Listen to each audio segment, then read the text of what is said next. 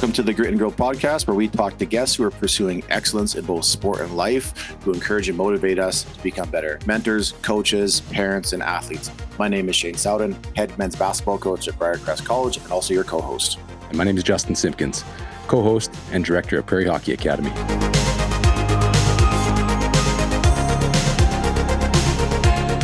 Welcome back to the Grit and Growth podcast for part 2 of our episode with Justin Reves.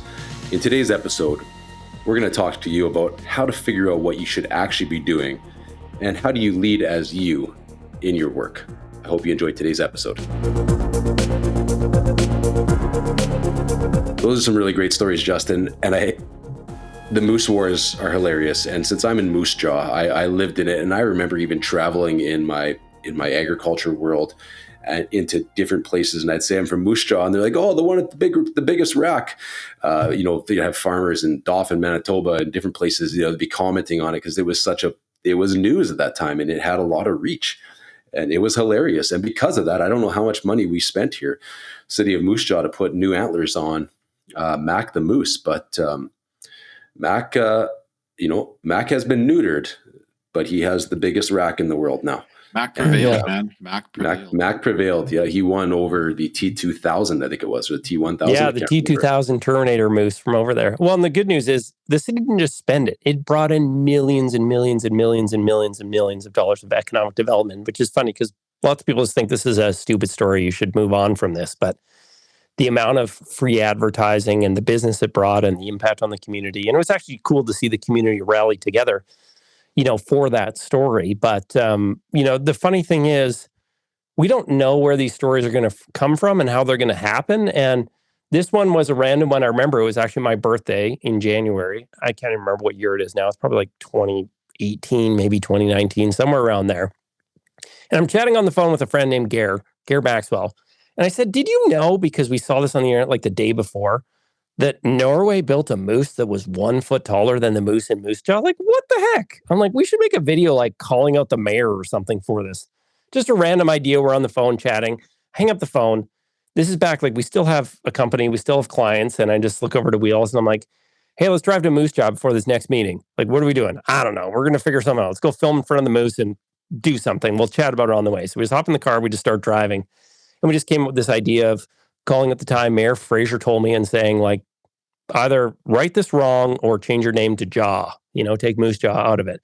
Take Moose out of the Moose Jaw. And it was just like, it was a random idea. We went out there. It was cold. It was snowing. We filmed really quick. We got in the car. Wheels drove. I edited on my laptop, hit publish, closed the thing. We went into a meeting and we came back out from the meeting and there were like hundreds of thousands of views on it.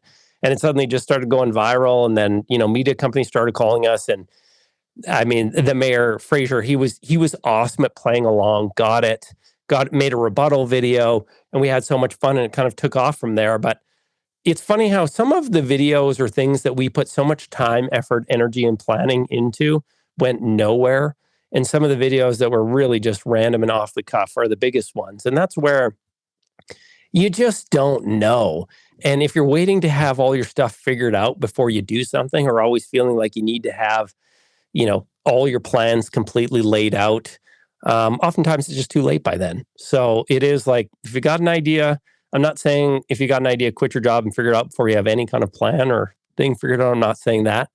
But when you have an idea and you're excited about something, if there's a way to try and make it happen, go and try and make it happen, because you just don't know what's going to come from it.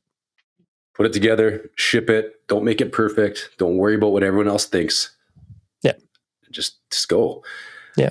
And in the end, that story reached, 150 million people were in the New York Post, the Washington Times, Stephen Colbert covered it. Basically every major news outlet in the entire world talked about the moose war between Norway and Moose Jaw. And actually, I think had a really positive, big impact on the community. So just from randomly driving out to make a video in front of a moose.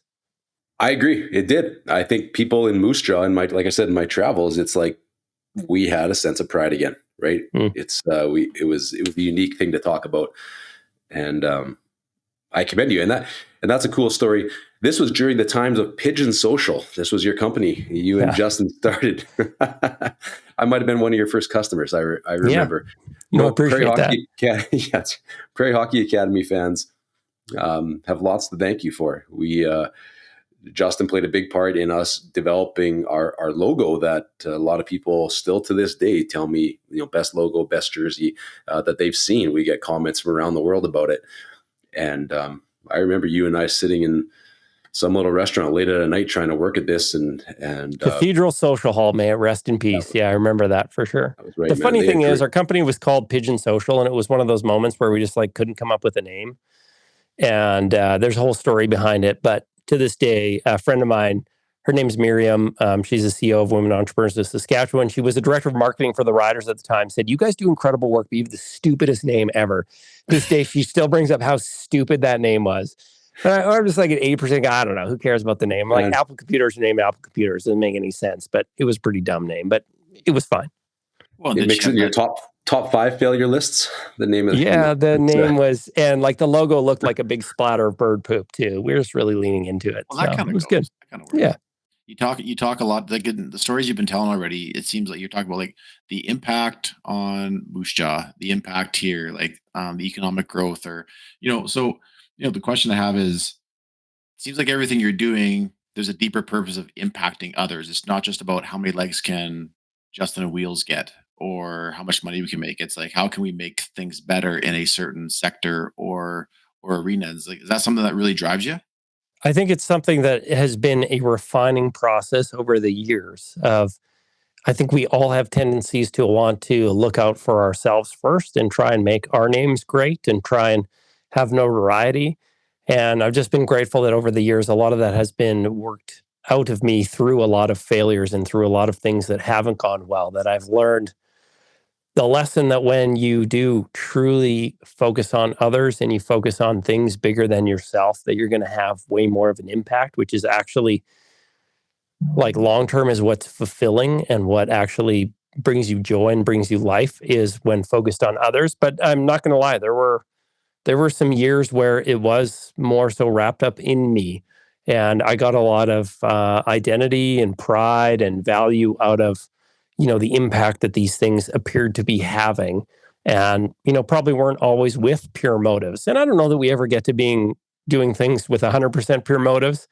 I don't know if that's realistic in this lifetime, but it's certainly become less and less and less about myself. So, yeah, it's been a journey and it's been a process, but it's certainly something that I've learned more and more over the years is when you stop really focusing on yourself and you start focusing on others, you actually enjoy life a lot more, and ultimately, like it pays you back in much bigger dividends. But it can be a real challenge to trust that you're going to be okay when you don't focus on yourself, and trust that when you're giving away your best ideas to other people or you're helping them succeed, and then you see them succeed in ways that you can't succeed with your ideas that you gave to them. That can be a big challenge, especially when you're going, I'm not even feeding my family, and look at all the success these people are having from, way less impact than what it feels like we were making. But that's also where I think sometimes we go through a lot of hard things in adversity to weed stuff out of us that would stop us from ultimately long-term success. And so when you surrender to that process a little of being refined and letting those growth opportunities and letting your pride go and letting things come and just shave off those sharp edges, then you can have long-term success versus, sometimes people that are successful for short periods of time and then they end up kind of burning out or flaming out because they just didn't have the character and the depth that was required to be able to sustain those things. So I'm kind of hearing you say sometimes we almost have to let go of some good things so that we can almost achieve great things in our life a bit. Is that right? Yeah, I would certainly say so. I've had a ton of great opportunities that were almost at the peak of, like the one example I think of recently was this consulting company that we had called Pigeon Social, and we started it, and within a few months, we had all the best clients in this city and in this province in many ways, like things that, big companies would have dreamed of having half the clients that we had. Yeah. And we just found success. Academy. Prairie Hockey Academy, first and foremost, of, just working with the Riders and SaskTel, and Farm Credit Canada is a big one. And Just some of the premier local of the Harvard Western Insurance and the Bennett Dunlop, Mm-hmm. of like people who run them that are like really good people, working with Facebook and working with, Parks Canada. I could just like, there was a long list of like really great companies that our business was really successful, and we could have really lent into more of the marketing and consulting side of things and had a really good, comfortable life and made a ton of money. And in the end, we kind of gave up that thing, which was really good, to chase this thing that we thought was going to be great around, making these stories of the Vegas Golden Knights trying to adopt them, and the Moose Wars and the Jimmy Fallons and these Facebook Live shows and the content online, and doing NASCAR. We got to be pit crew in NASCAR, and like all these just like crazy, crazy stories that ultimately we didn't make any money off, lost a ton of money off, but it led us to even bigger opportunities down the road, which we didn't even see when they ended. But that was an example of, we had something really good, and we kind of had to end up like leaving that behind, burning the ships, as they say, and deciding we were going to go in a different direction. That I'm sure to this day, some people are like, man, like, why would you do that? Because you could have been, I'm going to air quote successful, because in many ways it would have looked like success, but we would have known it was selling ourselves short of what we really wanted to do. I just have to ask, what was it deep down inside that you really wanted to do? I think that, well, for me is like, I want to change the world. I don't even know what that looks like, but I want to spread hope and joy and life and love and like all sorts of like big things, and put smiles on people's faces all around the world. That's what I want to do. And staying in a, marketing consulting company, it's not that that didn't have purpose and that didn't have meaning and there weren't things that we could do, but there's bigger things I dream of being able to do. And I think that Moose War was like a great example of going like, man, like we made people smile and laugh all around the world, and ultimately had a big economic impact on a city, instilled some pride. And again, not everybody's going to have loved it, and they maybe wouldn't have got what we were really trying to do. But we're just trying to bring some joy into the world. And, if we'd stayed comfortable, that's one story we wouldn't have got to do. Now that story's a lot of years old. So I'm digging into whatever the next story is of what that could be. But, when the Justin, back then it was called Justin and Greg, when it ended and we were both in a lot of debt and having to dig out. And, I went from like living the dream, living what I thought I was going to do every day for the rest of my life and thought was going to be massive and successful. Then having to shut that down and take what I'm going to call as a quote unquote regular job. The airport was super cool. It was incredible people, but it was an administration role for a number of years. And having to come to terms with that, having to sit in that, having to go through the refining process, having to learn new things about myself, having to learn new things about leadership and connection, humility, and all sorts of things, was an incredibly challenging process, that I'm thankful that I was able to embrace eventually, even though it was difficult to get into. But I wouldn't be where I am today if it wasn't for going through that process too. So I don't know. It's a wild journey. Well, you talked about, your passion or your desire to bring hope and to love and joy to the world and to have people smile. Uh, in the first part of our podcast interview, we got to hear you talk about how you do that at home and how you created that. You started there, right, and you created joy, love, some peace, likely in the lives of Odin, Nesta, and Rennie, who are your adopted children now, and inside of a really tough environment, and then you've taken that. We talked about the lesson that you may have learned through that to start applying that. And so it seems like something there, changed. And you went from being double income, no kids, you said selfish, Man, to that was going, nice. hey, You guys remember those days? Those were the days. yeah, Justin, I remember we golfed a couple of times back then. Oh yeah, we did. We did a lot of things. I think we traveled a little more. Anyway, yeah, it was different. Yeah. And then something shifted, right? There's a shift that happened in your heart and a piece in your life that then went, hey, who am I living this life for? And so now it's really unique to hear you say, what you're passionate about. And I think, how does somebody go through, you keep talking about a refining process, and And I also know people are going to want to know more about this Vegas Golden Knights. So we're going to go back to that. But I Yeah. think Okay. before We'll we get to go that. there, Yeah. it's like, how do people go through this idea of like, how do they figure out what they should be doing? Mm. And I don't know if that's really there. I don't know what I'm going to do when I grew up, but it's like, how do you figure out actually what you should be doing and leading as you in your work when you get there to really just be authentically Yep. you? So one thing too is I don't know that any of us are designed to do one thing for our entire life. Maybe some people are, but I think that if we really surrender the process, we end up doing a lot of different things. And that might mean that you have the same job the whole time, but whether it's Mhm. coaching your girls softball team or, trying a new hobby or taking on new things, you just don't know what that's going to unlock. But I would say if you're trying to figure out what should I be doing in this season that I'm in right now, first and foremost, like I believe that you're created with a purpose and with some really good things inside of you, and that there's things inside of you that you are really passionate and excited about that you should just explore and do. For me right now, like I love golf. I've started this like golf Instagram account, and I love posting to it. I love talking about golf, and I'm trying to figure out what value it has in my life. But all I know is I'm really excited about it, so I just kind of keep digging into that.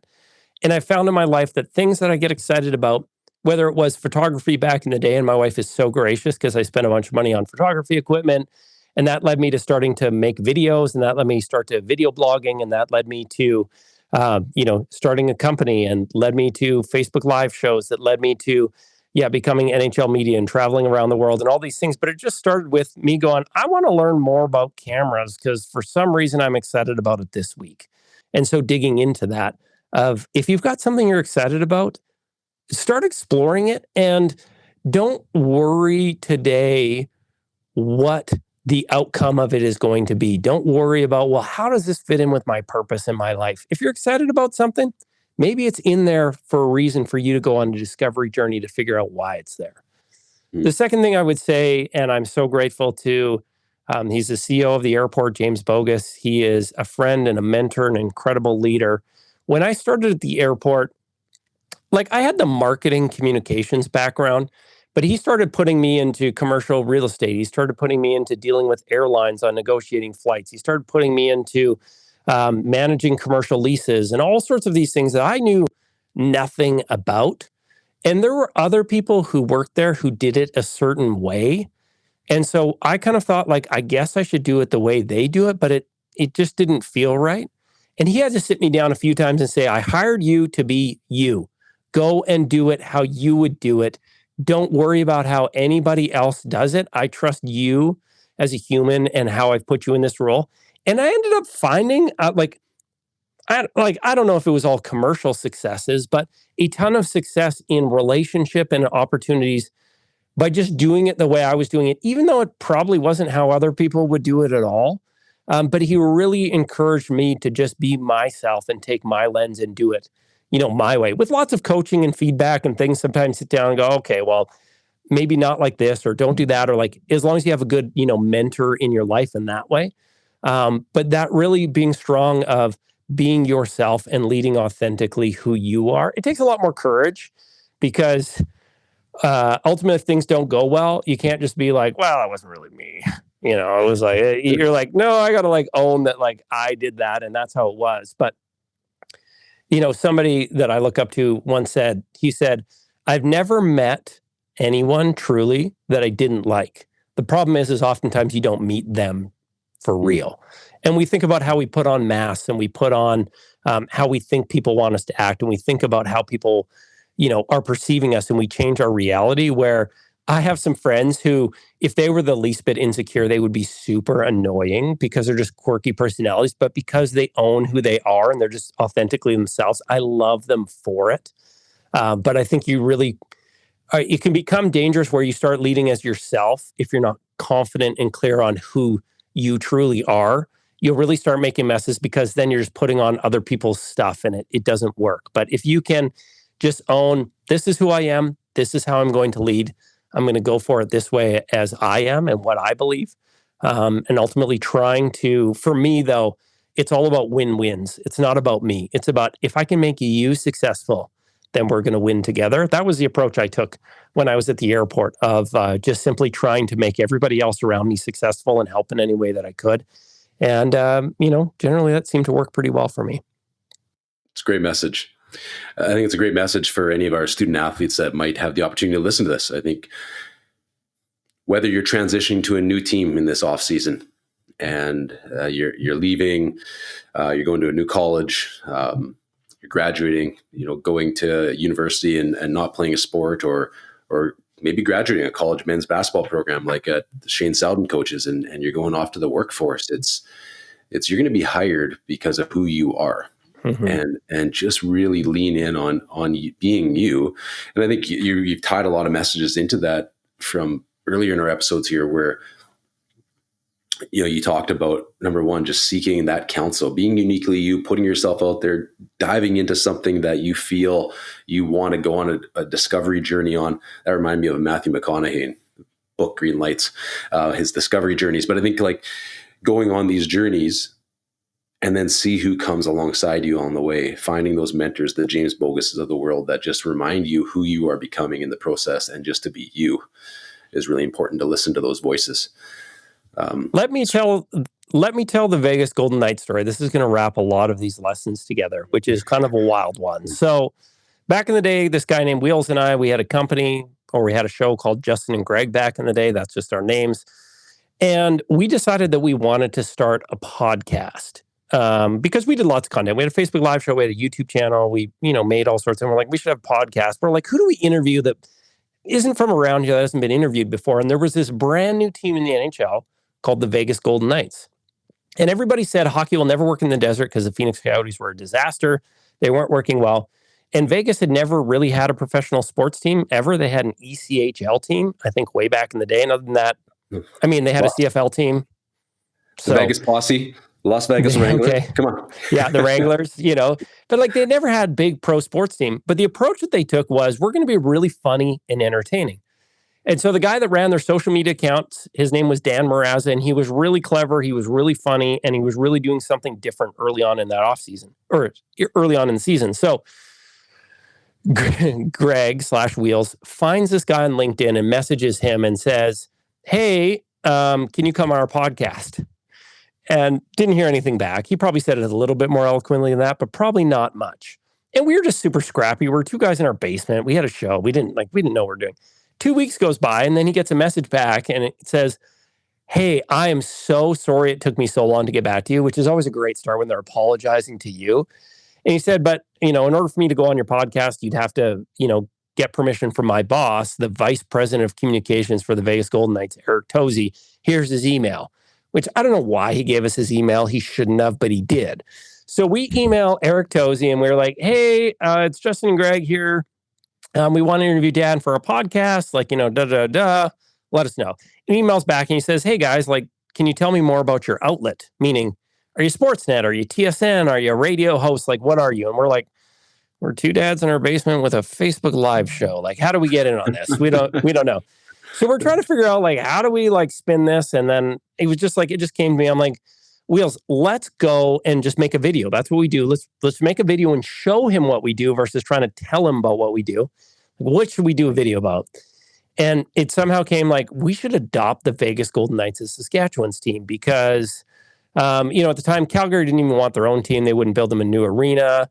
You can't cheer for the Blue Bombers, and the Winnipeg Jets. When you're Riders fans, it doesn't make any sense. Mm-hmm. Edmonton had 15 first overall picks and they still sucked. How do you cheer for that team? And it kind of made sense too. The other big thing is none of those teams have ever really reached out to Saskatchewan to get us as their fans, which they should have, and they didn't. And Vegas was brand new. Anyway, just came up with this idea. We went in front of the ledge. We bought a Vegas Golden Knights jersey where we left the tags on tucked in the sleeve so that we could return them later. And we had a Team Canada jersey. We went in front of the ledge and made this video about basically that rationale. Here's why Saskatchewan should adopt the Vegas Golden Knights. We put it out there, and this is the most Saskatchewan connection ever, is a friend's wife who lived in Regina. She's American, and she worked in this tiny little town in a radio station 15 years ago with a guy who is now the in-game host for the Vegas Golden Knights. And so she sends the video to him and says, hey, this is funny. You should check this out. And he thought we were like trolling them, like joking, which was not unserious, but like we were kind of in the middle here. We were just doing it to try and get a guy on a podcast. Well, he shares it, and people in Vegas love it because everybody's telling them your hockey team will never work. It doesn't make any sense. You guys shouldn't have a hockey team. And they're like, a province in Canada with probably 100 million people says we should. So for sure, they loved it. Anyway, the video ends up kind of going viral. So we just send the video back to this Eric Tozy and said, this is who we are and this is what we do. And so he said, sure, you can interview him for the podcast. Left it that. We interviewed Eric for the podcast. In the end, the audio crashed and we didn't get the recording anyway. So it was a massive failure in that way, which was the best. But in the process, we got all these fans from Vegas who ended up started following along our show, and they loved watching along. And we wore the Vegas Golden Knights jersey one time on the show, and the tags fell out. Wheels was wearing it. And then somebody called on and said, are the tags still in that jersey? And we had to rip it off, and we couldn't return it, which was devastating because it was like $200 that we didn't have. But in the process, it led us on this journey of connecting with all these people from Vegas. And they kept saying, you got to come down, come see a game. And so we don't have any money, and we're trying to figure out how to do this. And we found that there were 2 games, back-to-back nights, one in LA, one in Vegas. And we're like, if we fly into LA, we'll go see the game, we'll rent a car, we'll drive to Vegas, and we'll fly home from Vegas. It'll be super quick. We both had young families. Won't take us too long. And the tickets in LA were like $20. They were so cheap to get nosebleed tickets, no problem. But in Vegas, the tickets were like $150 each. And we're like, how do we afford this? So we emailed the Golden Knights and we're like, hey, can you just get us in the building, please? Like, is there anything you could do? Didn't hear back. Somebody else said, try and talk to this guy. His name's Brian Killingsworth. We're like, we don't know who he is. Here's his email. We email him. He's the chief marketing officer for the Vegas Golden Knights. And we just told him a bit of backstory. At that time, we had the premier on our show, and we had pitched him on the idea. He didn't say no. We sent a few, news articles and things. He's like, absolutely. And so he's Eric Tozy's boss, says, hey, get these guys in. And so I don't know what this means, but Eric emails us and says, guys, we got you media passes for the game. Come on down. Well, Wheels is a sports guy. I don't know what that means. He starts running in circles, screaming around the basement because this means you get to go in the locker room, interview the players. You get to go to all the pregame interview things. You get to go to practice. You have full media access. I'm like, I don't really care. I wasn't like I like sports, but this was like a dream come true for Wheels. He had a hockey podcast back in the day, and suddenly we're NHL media. And so we go down to Vegas. And the first time, we're lost. We have no idea what we're doing. We find the media entrance. And when we show up there, back in the day, Wheels had this iconic headband that he would correct everyone and say it's called the tennis band. And he wore it in every video. He always had this headband, tennis band thing on. And it was just one of the bits. And it was the thing. And we showed up there and he wouldn't wear it. And he had a blazer on and he was trying to fit in with the other media people there. And I challenged him. I said, what are you doing? He's like, well, I want to be respectful and I want to be, I'm like, no, we have to be the people that got us here and continuing to being faithful to who we are. So he went back to his hotel room in Vegas. He got the headband. We put it on. And it's crazy because we don't expect anybody to know us. We don't expect anybody to, we walk in the room and the guy who worked in that little radio station sees us and he goes, Justin and Greg, I bleep and love you guys. We're like, what? And then he calls over to Bruce, the in-game announcer. Like, Bruce, get over here. It's Justin and Greg. He's like, I just watched your video. I love you guys. And it was this wild moment, but it was the tennis band. And also we were in jerseys. We didn't look like media. I had Mardi Gras beads on. It was backward rider's hat. We just kind of wore ourselves in the process of what we were doing. And I just remember that first interview, who comes out for the pregame interview, but Braden McNabb, pride of Davidson, Saskatchewan. And I'm elbowing because I'm filming. I'm the camera guy. I'm like, Wheels, you got to ask a question because I'm too terrified to ask a question, but I force him to ask a question. And so it's right at the end, he raises his hand. Braden looks over. He sees the rider's hat. He just nods, says, welcome, boys, he says, which we're probably 10 years older than him, but hockey players just always feel like they're way older than you. And Wheels says, Braden, Justin, and Greg here from Saskatchewan. We just want to know, can you compare the nightlife between Vegas and Davidson, Saskatchewan? And that was a question he led with, and everybody laughed in the room. And it was just this moment, this solidifying things where thankfully people there, because they're in the entertainment world, they got it. They got what we were trying to do. They loved our hearts. They sensed that we were just trying to do something great for Saskatchewan and for Vegas and to have fun. But we really had to show up and be ourselves in the process. And that's really what endeared us to that community there. And that, I love that story. And it endeared you to the community there. I mean, you fast forward a number of months. Vegas goes on this improbable Stanley Cup playoff run, and they find themselves in the Cup final. Yeah, and you found yourself everybody. in the Cup final. Yeah, everybody predicted that Vegas was going to finish last or second last that year, and it was the year of the golden misfits, of the underdogs, the people who were all scorned and spurred, and their teams didn't want them, wouldn't protect them, came together and had this incredible season. That they go to the playoffs, they go to make it through round after round after round, improbable. And what's funny is we ended up going to the first round of the playoffs, which was awesome. And we still had media passes, so we could just get in. But when the Stanley Cup final came around, the NHL takes over media control there. And so we applied to be NHL media, like to the NHL, but we submitted Greg's stupid photo with his tennis band, and they just rejected us. They wouldn't even respond to it.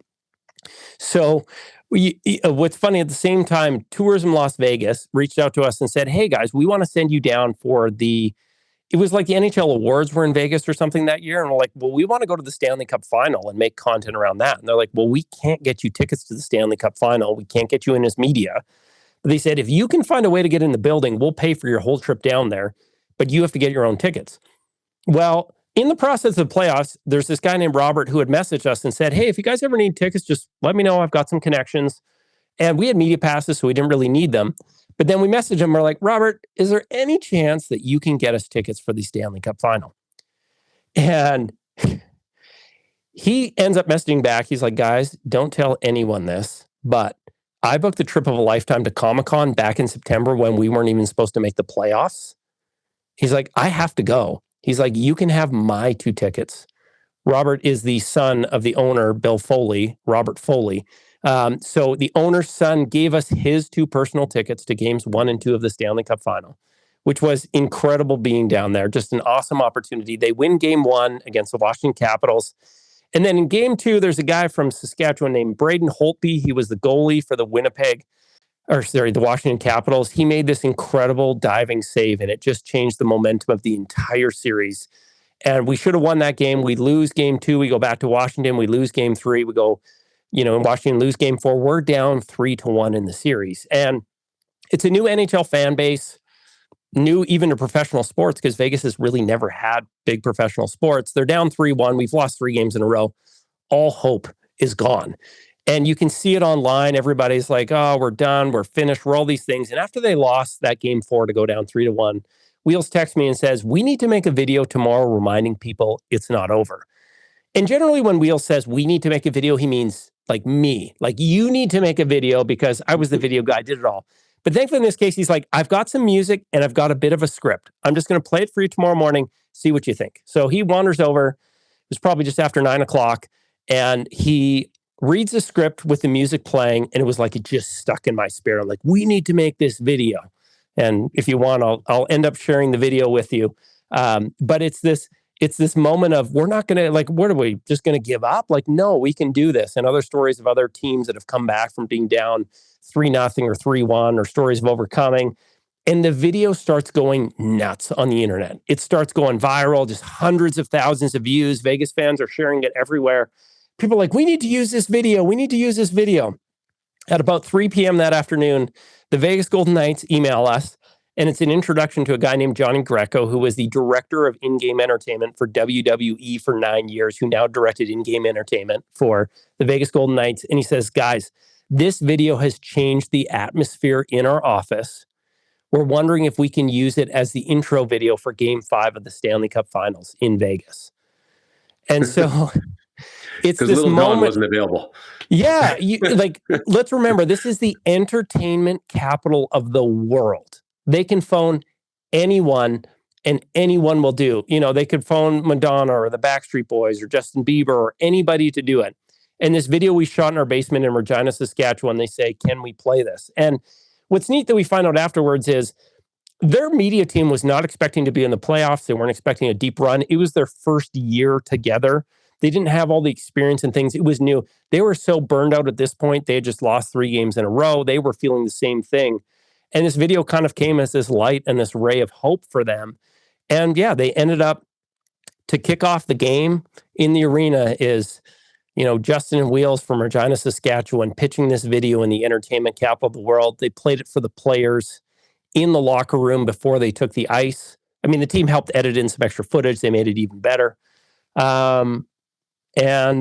lost that game. So it was, a great video, but it was a really cool story that just kind of endeared us to, what we felt. And there's this line at the end of the video where it says, "The story ain't over yet. Let's create history."